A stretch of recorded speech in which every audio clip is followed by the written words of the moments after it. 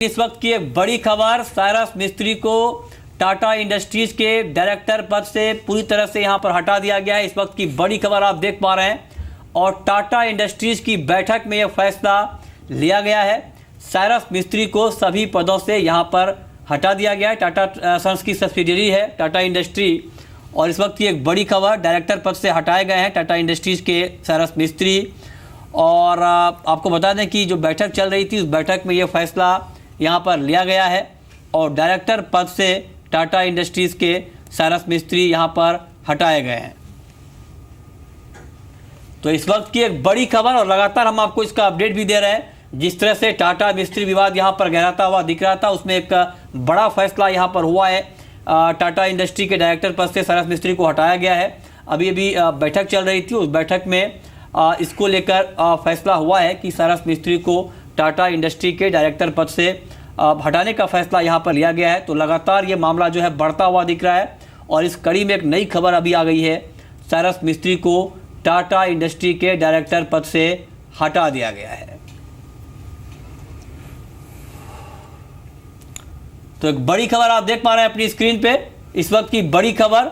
और अभी ये बैठक में फैसला लिया गया है। ताज़ा खबर आप देख पा रहे हैं, टाटा इंडस्ट्री के डायरेक्टर पद से साइरस मिस्त्री को हटाया गया है। ये विवाद काफ़ी लंबे समय से चल रहा है और ये विवाद अब गहराता हुआ यहाँ पर दिख रहा है। तो लगातार अगर हम देखें तो टाटा मिस्त्री विवाद में एक नया मोड़ आया है, नई खबर आई है और साइरस मिस्त्री को टाटा इंडस्ट्री के डायरेक्टर पद से हटा दिया गया है। चलिए, इस खबर पर हम आपको आगे भी अपडेट देते रहेंगे। लेकिन एक बार फिर से लौटते हैं दाल की खबर पे, जो हम आपको लगातार बता रहे हैं कि एमएसपी से नीचे दाल के दाम आ गए। हमारे साथ तमाम एक्सपर्ट यहाँ पर जुड़े हुए हैं। दीपक जी, आपसे मेरा सवाल ये होगा, चूंकि आप मार्केट को काफ़ी नज़दीक से देख रहे हैं, क्या अभी आपको कीमतों में डाउन ट्रेंड और दिख रहा है? क्या आने वाले समय में दाल की कीमतें कुछ और कम हो सकती हैं? बिल्कुल सर, दाल की कीमतें अभी आने वाले ट्रेड में और कम हो सकती हैं, क्योंकि इस साल मानसून अच्छा रहने से हमारे मौसम के अनुकूल रहा है। किसानों ने फसल सरकार के प्रोत्साहन के वजह से भी ज़्यादा बुआई करी है कि पल्सेस की तरफ उनका ध्यान केंद्रित हुआ है। इसका इफेक्ट आया है कि ये दालों के दाम कम होते जा रहे हैं। परंतु आने वाले समय में और जो आने वाले फसलें हैं उसके लिए लेके किसान चिंतित है, कह रहा है अगर ये ऐसे ही मुझे अपनी दाम फसल नहीं मिले, आप और चीज़ों में भी देख सकते हैं किसान उसकी फिर बुआई छोड़ देता है। ठीक बात। सरदार जी, आपका कमेंट क्या होगा जो मौजूदा हालात हैं अभी दाल को लेकर? क्या आपके हिसाब से ये लगता है कि किसानों की मुश्किल अभी थमने वाली नहीं है और अभी दाल के दाम कुछ और कम होने वाले हैं? देखिए, जितना भी दालों का या कोई भी जिनसों का ट्रेड होता है वो कैश बेस्ड ट्रेड है हिंदुस्तान में ज़्यादातर। एक तो हमारे यहाँ डिमांड सप्लाई इम्बैलेंस है, आपने स्टॉक लिमिट लगाई हुई है, प्राइवेट ट्रेड खरीदने को तैयार नहीं है।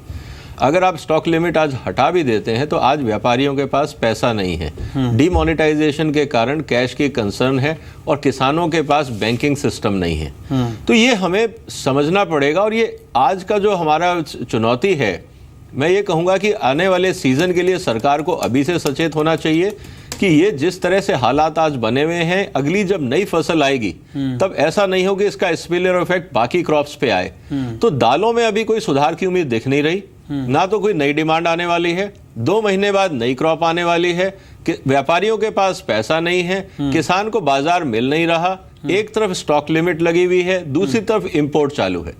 अगर आप इस पूरी चेस गेम को देखें तो हालात बड़े नाजुक हैं। तो मेरा निवेदन है सरकार से कि आप इमीडिएटली एक मीटिंग बुलाइए सारे स्टेक होल्डर से और समझने की कोशिश करिए, बताने की नहीं, समझने की कोशिश करिए कि हालात कैसे सुधर सकते हैं और थोड़ा थोड़ा कैलिब्रेटेड स्टेप लेना शुरू करिए, क्योंकि अगली फसल आपकी फरवरी मार्च में आएगी। तब तक आप हालात सुधार लीजिए, नहीं तो अगली फसल में भी किसान दुखी होगा और ये सरकार के लिए पॉलिटिकल क्राइसिस हो जाएगा, क्योंकि उसके बाद फिर महत्वपूर्ण चुनाव भी है। ठीक है। सुनील जी, एक बात यहाँ पर दीपक ने अभी कही थी कि रिटेलर को, जो कंज्यूमर है, उनको बड़ा फायदा दाल कीमतों में गिरावट का नहीं मिल पा रहा है। इसके पीछे आप क्या वजह देख रहे हैं?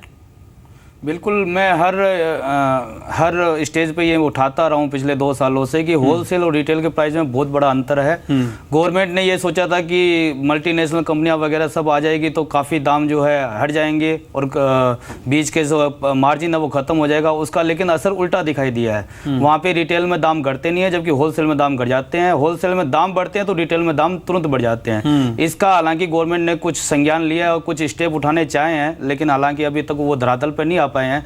सबसे बड़ा इसी को फ़र्क देखना पड़ेगा अपने को, रिटेल के प्राइस कैसे घटें और रिटेल कंज्यूमर को जो है कैसे फ़ायदा हो। जी जी, चलिए बहुत बहुत शुक्रिया सुनील बलदेवा आपका, विजय सरदाना जी आपका और दीपक जी आपका हमसे जुड़ने के लिए और दाल के ऊपर अपनी राय रखने के लिए कि सरकार को जिस तरह से दाल के दाम कम हो रहे हैं, अब सरकार के लिए किस तरह का कदम उठाना ज़रूरी है।